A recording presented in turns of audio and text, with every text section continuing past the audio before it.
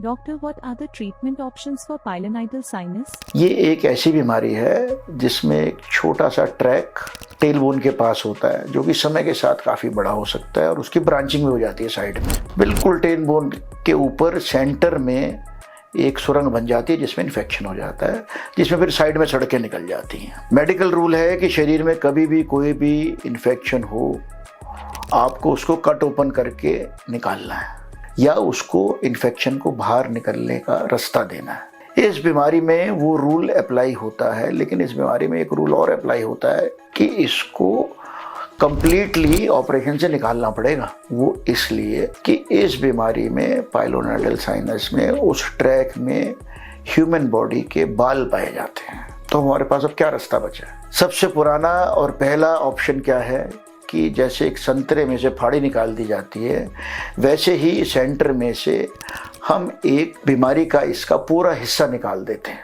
पूरा हिस्सा निकाल दिया आपने, और वो जो लेफ्ट ओवर जख्म बना उसको ऑपरेशन से जख्म को छोटा कर दिया जाता है। इसमें करीब 5 हफ्ते लगते हैं और जख्म ठीक हो जाता है। रिकरेंस का चांस बहुत कम होता है।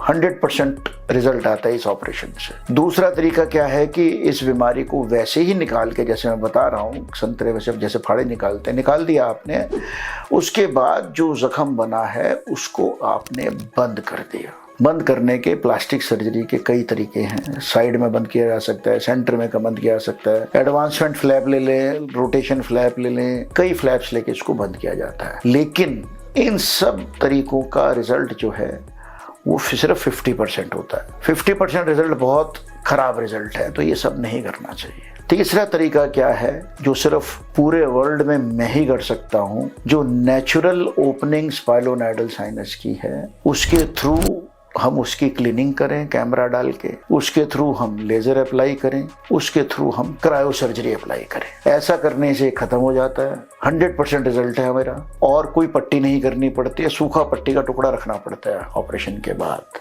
इसमें कोई कट नहीं लगता है और ये 20 से 25 दिन में ठीक हो जाता है। लेकिन इसमें एक ही एक्सेप्शन है, बहुत बड़ा पाइलोनाइडल साइनस नहीं होना चाहिए। फिर उसमें तो वही सबसे पुराना तरीका अप्लाई होता है जो 100 साल से अप्लाई कर रहे हैं। जख्म को इन्फेक्शन समेत बीमारी को निकाल दिया जाए और उसको खुला छोड़ दिया जाए।